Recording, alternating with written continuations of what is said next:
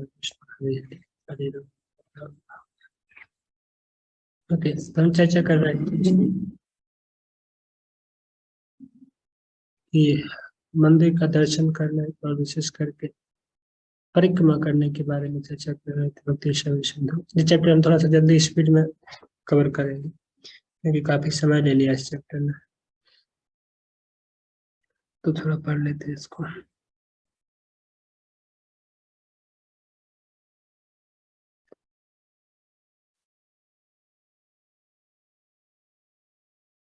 तंत्र शास्त्र में उल्लेख है कि हरि के निर्माल्य की सौरभ के नासिक में प्रवेश करते ही पाप के बंधन नष्ट हो जाते हैं। जो पापात्मा नहीं है वह भी सौरभ आघ्राण करके मायावादी से भक्त हो जाता है। इसके अनेक उदाहरण हैं, जिनमें सनकादि के उत्थान की कथा मुख्य है। ये मायावादी थे, परंतु मंदिर में पुष्पों और धूप की सौष्ठव से आघ्राण से परम भक्त बन गए। उपरोक्त वाक्यों से ज्ञात होता है कि मायावादी शुद्ध नहीं होते परंतु दूषित रहते हैं।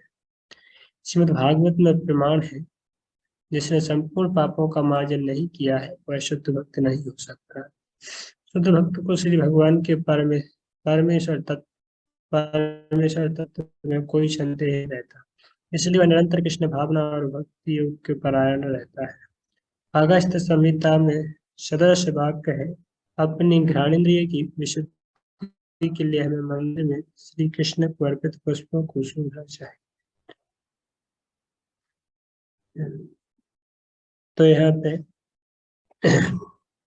भगवान के चरण कमलों में जो पुष्प है उनके ऊपर यदि किसी को लगता है ये तो सामान्य पुष्प है, इनसे क्या होने वाला है, तो फिर वो यह बताइए कि जो भगवान है, भगवान के संबंधित जो भी वस्तुएं हैं जिनके ऊपर किसी को डाउट रहता है, संदेह है, तो फिर वो अभी पूर्ण रूप से शुद्ध नहीं हुआ है।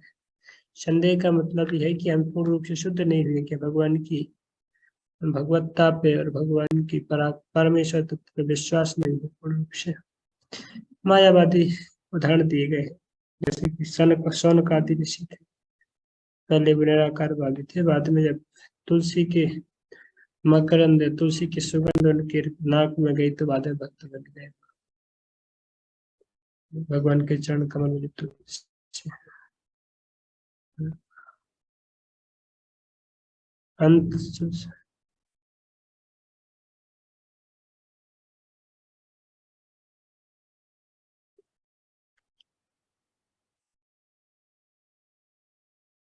बहुत सुंदर श्लोक आता है, ये तीसरे स्कंद में शायद आता है, तीसरे स्कंद में ही आता है। ये चार कुमार वैकुंठ लोक से होकर गुजर रहे थे, वैकुंठ के बाहर से होकर गुजर रहे थे, और वो तुलसी किंजल के किंजल किंजल के मिश्र तुलसी मकरंद वायु अंतर्गता सब रिक्त जकार तेसा।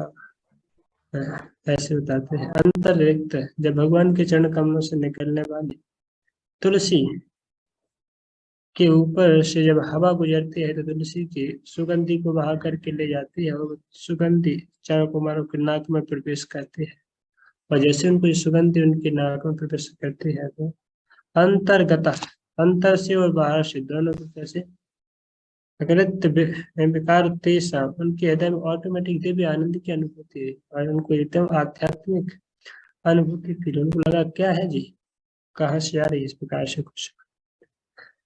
तब फिर वो अंदर जाके प्रवेश किया। वो घटना तभी घटती है, फिर वो जय विजय ने रोक दिया उनको, तुम नहीं जा सकते हो करके। इस पर लोग गुस्सा आ गया, क्यों नहीं जा सकते हैं, तुम कैसे रोक सकते, श्राप दे दिया बाद में। तब वही घटना है। तो कहने का मतलब है कि भगवान के चरण कमलों से निकला तुलसी दल की सुगंधि जिसके नाक में प्रवेश करती है शुद्ध हो जाते हैं। इसलिए हम मंदिर में हमारे सिस्टम है, आपने देखा, भगवान को जो पहले तुलसी अर्पण किए जाते हैं, और बाद में भक्तों को सबको सूंघने के लिए दिए जाते हैं, सूंघते हैं रोज, है ना। मंगल आरती के बाद, तुलसी आरती के बाद, वो कल्चर पिपा जी ने इसलिए वो सेट किया है।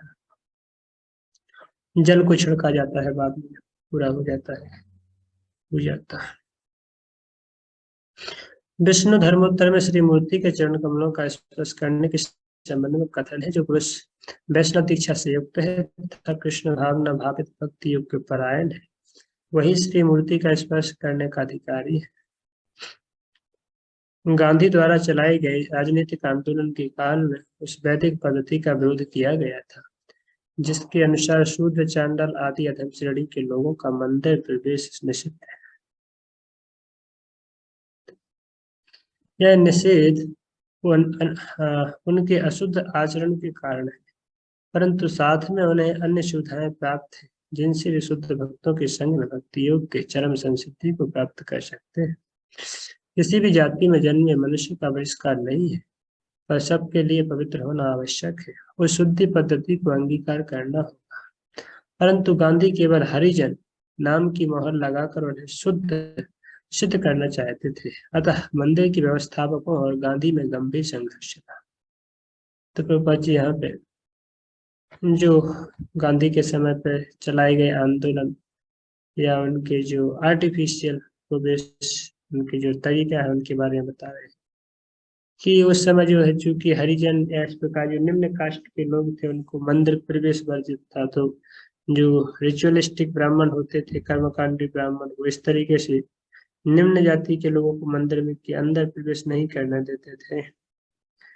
तो इसके कारण फिर उनको जब मंदिर के अंदर नहीं जाने दिया तो बाद में गांधी जी ने एक अपना नया ट्रेड चलाया। आप लोगों ने स्कूल में पढ़ा भी होगा कि वो उनको अपने लोगों को हरिजन पुकारते थे। इसलिए आप देखेंगे अब दरिद्र परिवार में भी जाएंगे तो वो लकड़ी वगैरह काटते हैं, उनको हरिजन बोलते हैं, हरिजन समाज पार्टी, हरिजन पार्टी ऐसा बोलते हैं।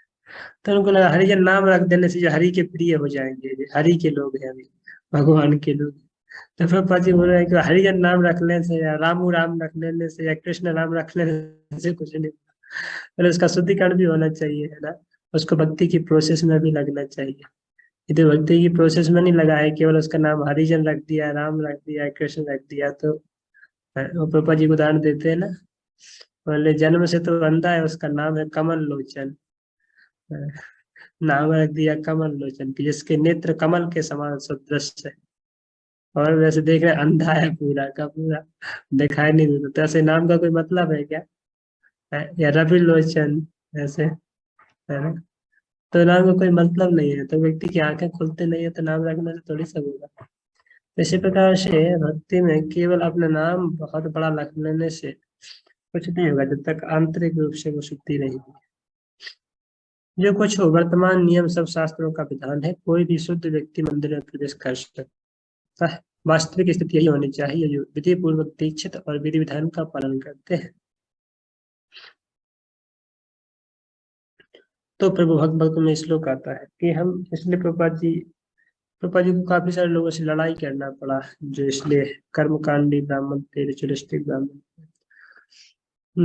काफी जगह स्थानों पर बाद में कहीं कहीं पे तो अभी अलाउ कर दिया, उस समय तो अलाउ नहीं था। जैसे जगन्नाथपुरी में प्रभुपाद जी अपने शिष्यों को लेकर के आए तो प्रभुपाद जी की इच्छा थी कि उनको पता है, बताया जगन्नाथपुरी के बारे में, सब घुमाने के लिए लाए तो वहां के पंडितों ने बहिष्कार किया, इसको अंदर नहीं जाने दिया। तो प्रभुपाद जी बाद में अंदर नहीं गए मंदिर में। और प्रभुपाद जी बोले यदि आप हमको भगवान जगन्नाथ जी के पास नहीं जाने दोगे तो हम जगन्नाथ जी को भी सबके पास ले जाएंगे। तो प्रभुपाद जी ने इसके बाद जगन्नाथ रथ यात्रा ऑर्गेनाइज किया सबसे पहले न्यूयॉर्क सिटी में, जिसमें लाखों लाखों लोग इकट्ठे। और उस समय से ट्रेंड है कि आज इस्कॉन में पूरे विश्व भर में जगन्नाथ रथ यात्रा फेस्टिवल मनाते, जगन्नाथ जी को पूरे विश्व में घुमाते। अब जगन्नाथ जी के दर्शन हमें नहीं करने दोगे, हम जगन्नाथ जी को पूरे विश्व के दर्शन कराएंगे, ऐसा कोई बात नहीं है। तो शुद्ध भक्तों की इच्छा होती है भगवान को विशेष सेवा करने की, पर जो कर्मकांडी या रिचुअलिस्टिक लोग हैं वो वास्तव में समझ नहीं पाते इस चीज को कि शुद्ध भक्त भगवान को कैसे सेवा करना चाहता है। तो और भी अन्य स्थानों पे जैसे वाराणसी वगैरह यहाँ पे भी एंट्री नहीं होती थी। या अभी अभी भी वो काफी सारे ऐसे दरिद्र ऐसा जो निम्न कास्ट के लोग हैं उनको एंट्री नहीं करने, काफी सारे मंदिरों में ऐसा।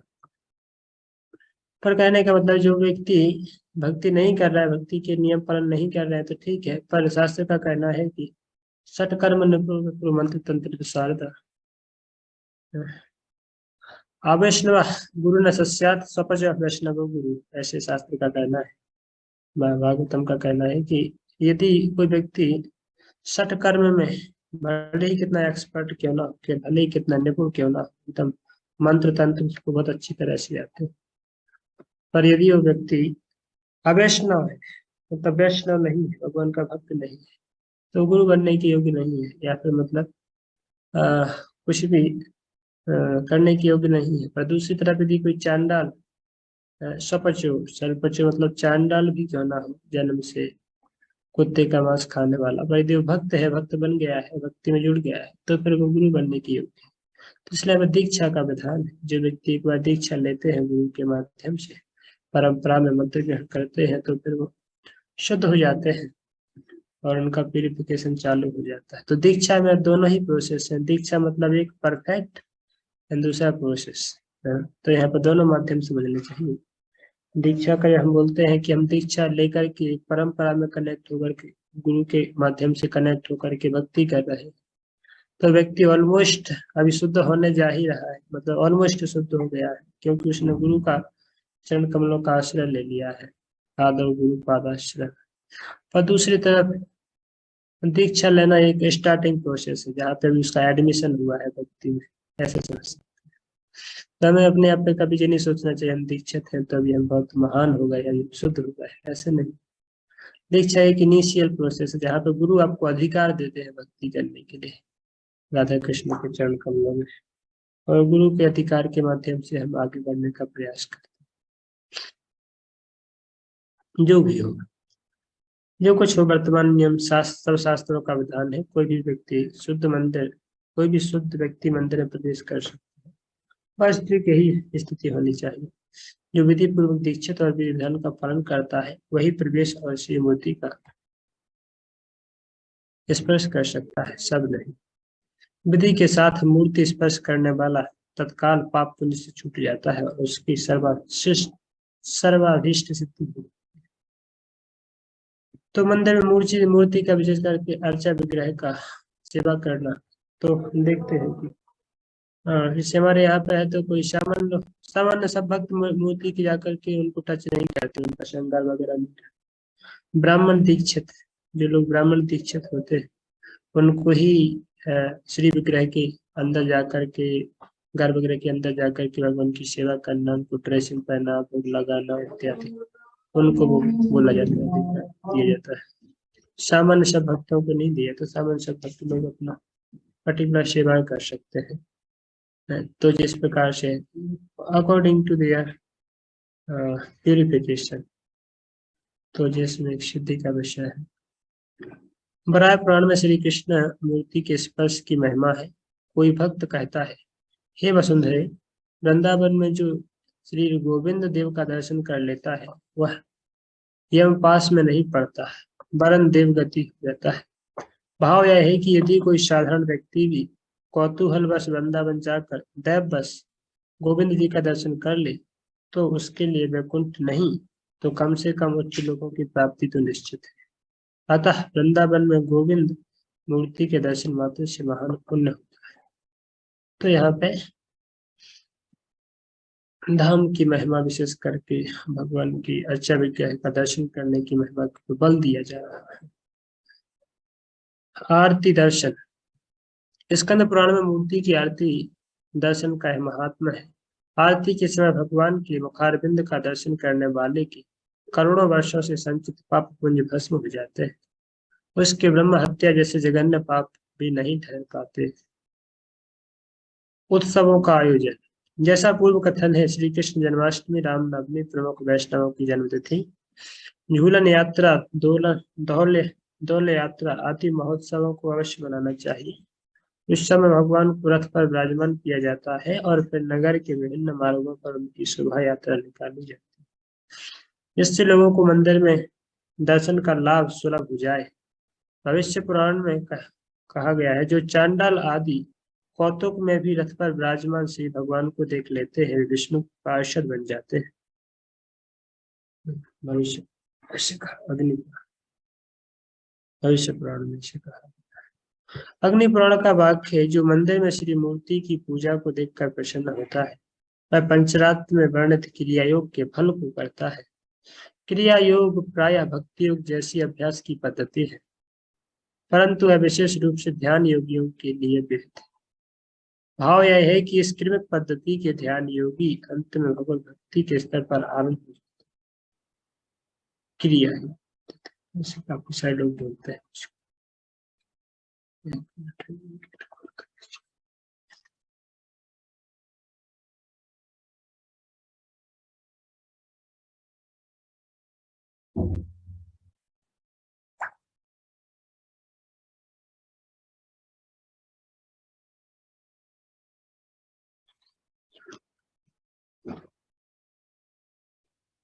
तो यह हमारा 9वां अध्याय यहाँ पे समाप्त होता है। 10वां अध्याय श्रवण स्मरण की कला।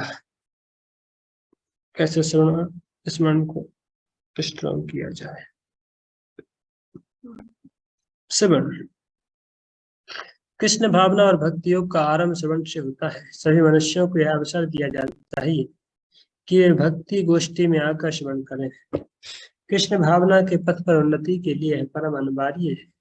जब कोई शब्द ब्रह्म को सुनने में, थोड़ा गेट हम बंद रखें क्या बार बार।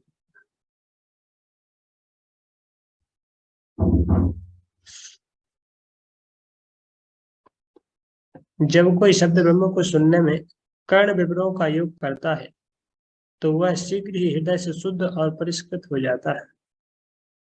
भगवान श्री चैतन्य महाप्रभु ने श्रवण के महात्म पर बल दिया है। यह बद्धजीव के हृदय को पवित्र कर देता है।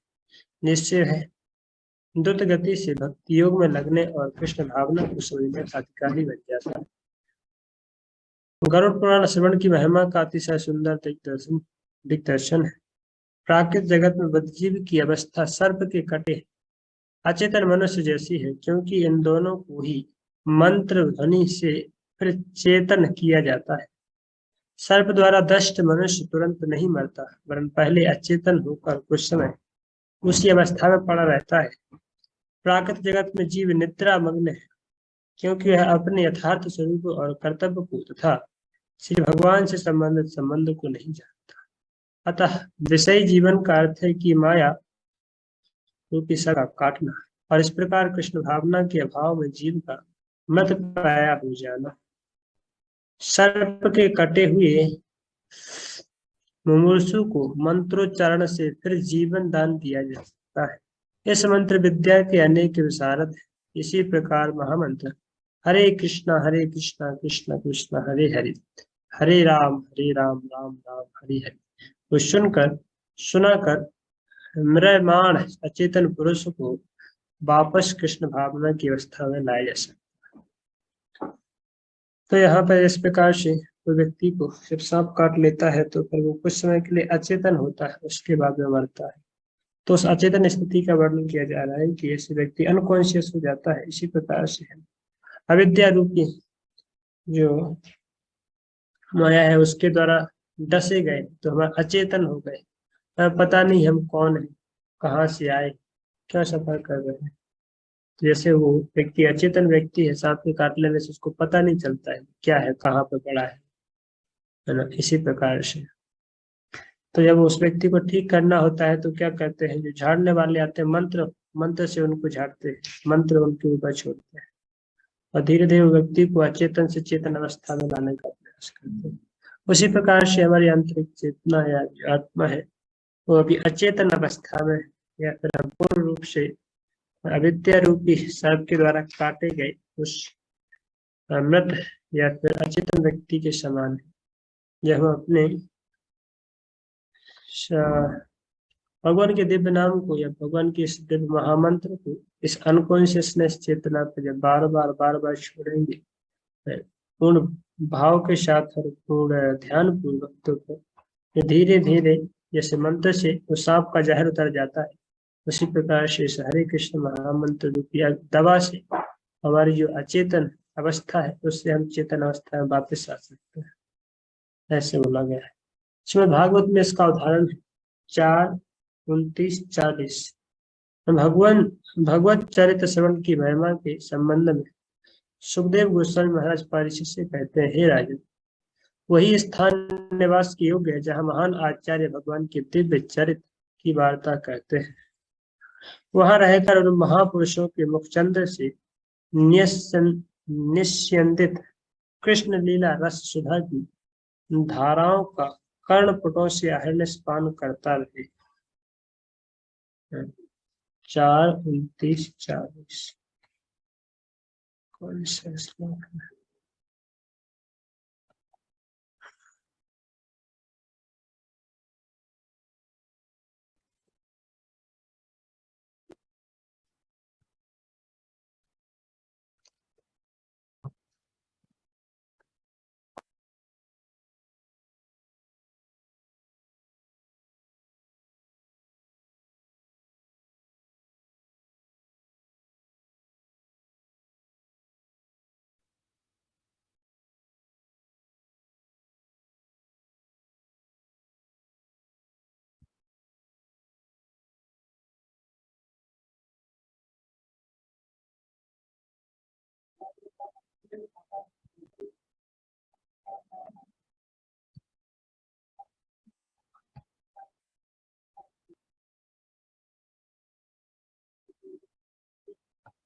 चार 40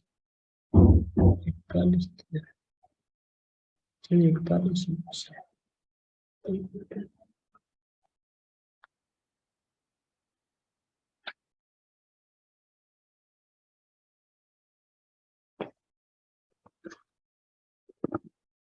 ये श्लोक है चरित्र स्मरण, चरित्र की, भगवान का चरित्र स्मरण करने के बाद। तस्मिन् महन् मुख चरिता मधु चरित्रा पीयूष शेष सरिता परिता स्रवन्ति ताये पिबन्त वितृषो नृप गाढकर्षे कर्णेश तान्ना स्पशन्त सनत्तरङ्गमय शोकमोहा। ऐसे बता रहे हैं जो अपने कानों के माध्यम से पीयूष से सरिता परिता सुगंधि, जो पीयूष मतलब अमृत, अमृत के समान सुंदर सरिता ये बहने वाली नदी है, उसमें जाकर के कोई जैसे जलपान करते हैं, नदी में जाकर के जलपान करते हैं ना अपनी अंजलि से, तो आपका पेट भर जाता है। उसी प्रकार से भगवान की दिव्य कथा रूपी इस सरिता में, उस नदी में जाकर के जो है कोई अपने कर्ण रूपी अंजलि से, कर्ण रूपी अंजलि से जाकर के इसका पान करते हैं, तो फिर वो ऐसे व्यक्ति किनसे तस्मिन् महन् मुख चरिता, भगवान के शुद्ध भक्त है, श्रेष्ठ भक्त है, उन्नत भक्त के मुखार बिंद से भगवान की दिव्य कथाओं का श्रवण करने से ऐसे व्यक्ति नपगान कर्णेश जो अपने कानों के माध्यम से भगवान की कथाओं को पीते हैं, तान्ना स्पर्शयन्तं भय शोक मोहा, उनके जीवन से उनको उनके जीवन में स्पर्श भी नहीं करता क्या, शोक मोह, शोक और मोह उन व्यक्तियों को स्पर्श भी नहीं करता। ऐसे ऐसे और भी अन्य श्लोक आते हैं, ये वो श्लोक आता है।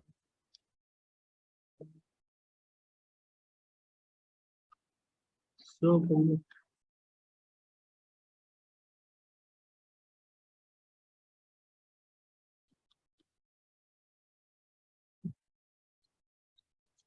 क्या सुंदर है। शोक मोह भया पहा, ऐसे होता है।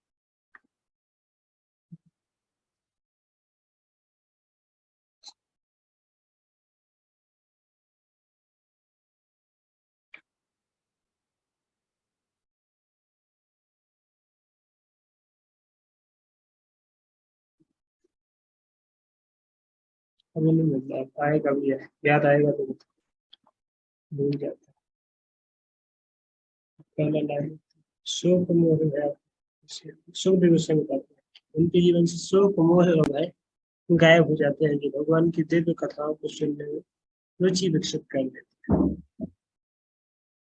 ओके, तो इसी को बता रहे थे यहाँ पे कि अहरनिश पान करते हैं, अहरनिश मतलब दिन रात पान करते हैं भगवान की दिव्य कथा रूपी अमृत का, जो दिन रात पान करते हैं किनसे, महापुरुषों के मुख चंद्र से निकला हुआ, निश्चंद्र निकला हुआ कृष्ण लीला रस सुधा, कृष्ण लीला रूपी रस का, रस अमृत रस का, अमृत रस का जो पान करते कैसे, कर्ण बिबरई, ऐसे अलग अलग बहुत सारे श्लोक आते हैं एक्चुअली संबंध में।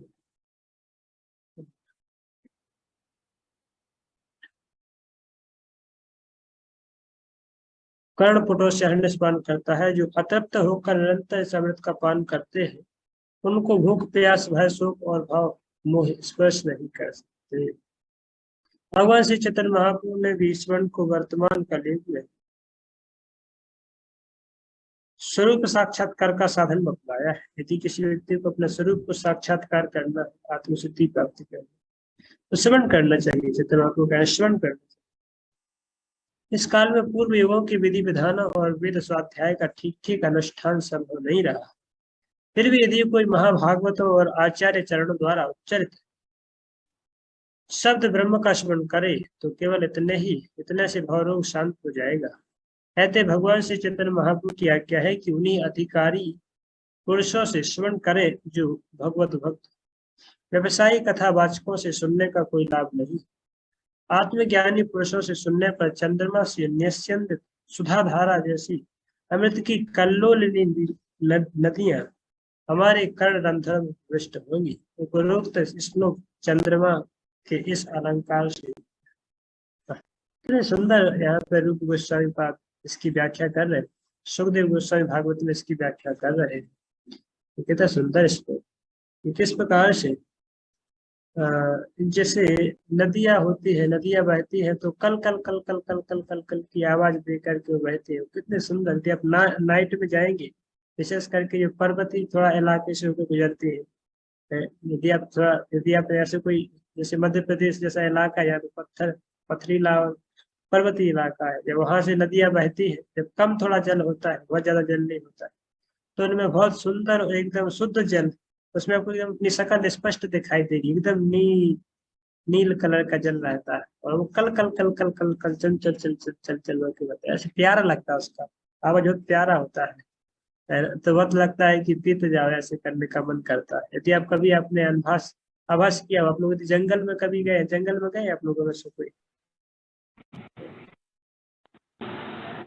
जंगल में गए होंगे तो उनको पता होगा कैसा होता है वो दिव्य मनोहर होता है। हम लोग जंगल में जाते थे बचपन में, तो 10-15 किलोमीटर जंगल के अंदर जाते थे, तो वहां पे लकड़ी काटने जाते थे। लकड़ी काटने जाते थे तो फिर जब प्यास लगती थी तो वहां पे कुछ था साधन तो है नहीं, कुआं नल तो है नहीं, तो फिर जाकर के जो पर्वतों से निकलता पानी है उसको क्या बोलते हैं, खदान खदान बोलते हैं, और दूसरा है कि वो जो झरना झरना बोलते हैं। तो झरनों में जाते थे पानी पीने के लिए, बोतल ले लेकर के, ठंडा पानी एकदम ठंडा। अभी अभी वो गर्मी के सीजन में, आप समझिए ना, गर्मी के सीजन में उस झील के पानी में जाने से हम अकड़ जाते थे। और समझिए कितना ठंडा पानी रहता। गर्मी के सीजन में उस झील में जाकर के जो झरने का पानी निकलता था, उस इतना ठंडा पानी, एसी तो कहाँ इसका बाप बोलता है एसी काम करेगा। इतना ठंडा पानी निकलता था, उसमें जाकर के पहले पीते थे, शांति से खूब पी लेते थे, फिर जाके डुबकी मारते थे, क्योंकि बहुत तो गर्मी रहती थी। तो खूब जब ठंडे हो जाते थे उसी के अंदर डले रहते तो बाहर निकलते थे। ऐसे खूब मजे किए ये झरनों के पानी में। अभी देखने को ही नहीं मिलता, अभी गटर दिखाई देते हैं यहाँ पे, तो गटर में तो ऐसे जो भगवान की दिव्य कथा रूपी अमृत, यहाँ पे कृष्ण लीला रस सुधा, इस प्रकार से जो नदियां बहती है, कृष्ण लीला रूपी नदियां कहाँ से निकलती है। इस प्रकार से पर्वत के कुछ कुछ इलाकों में झरने होते हैं, तो झरनों के उस मुखार बिंद से वो नदियां निकलते हैं। इसी प्रकार से शुद्ध भक्त पर्वत रूपी उनके जो मुख है, मुख कमल है, उनके मुख कमल से निकली हुई कृष्ण रस कथा रूपी जो अमृत की नदियां हैं, उनको यदि कोई पपा प्यासा व्यक्ति है, प्यासा व्यक्ति जो बद्धजीव हो, प्यासे व्यक्ति जब जाकर के अपने कर्ण रूपी अंजलि को लगा करके और उस दिव्य दिव्य रस कथा रूपी स्वादिष्ट जल का पान निरंतर करते हैं, अहर्निश करते हैं, तो उनके अंदर जो प्यास है वो स्वाभाविक रूप से शांत हो जाती है और फिर उसी में रम जाते हैं। और कितना ठंडा पानी, मैं बता पा रहा हूँ, क्या बता पा रहा हूँ, क्या मैंने टेस्ट किया है वो पानी, है ना। यदि आप लोग टेस्ट किया तो आप लोग ये कभी भूलोगे नहीं उस पानी को। झरने का पानी तो ठंडा और इतना मीठा होता है कि मजा आ जाता है पीने में। तो अभी तक मुझे याद है कि कैसे कैसे झरनों में जाते थे, कैसे कैसे पानी पीते थे, कैसे आनंद करते थे। इसी प्रकार से यदि दिव्य कथा, भगवान की दिव्य रस रूपी जो रसमयी लीलाएं हैं, यदि इनको किसी रसमय रसिक भक्तों के मुख से, विशेष करके रसिक भक्तों के मुख से जो भगवान को दिव्य प्रेम करते हैं, उनको भगवान के प्रति बहुत आकृष्ट उनका सेवा का वृत्ति है, या भगवान को बहुत प्रेम करने का उनका वृत्ति है, यदि ऐसे भक्त के मुखारविंद से जब जाकर के भगवान की इस दिव्य कथा रूपी अमृत का पान करें, तो हमेशा हमेशा के लिए वो आपको दिव्य आनंद प्रदान करे, ऐसे बताए। तो हमें ऐसे लोगों से जाकर के दिव्य कथाओं का पान करना चाहिए, क्योंकि भगवत भक्त है, जिनका मति कृष्ण कथा में रमा हुआ है, जिनका मति कृष्ण कथा में। ऐसे लोगों से हम कृष्ण कथा का पान करेंगे तो हमारी चेतना वहीं पे, चित्त हमारा लग जाएगा उसको पान करने में। फिर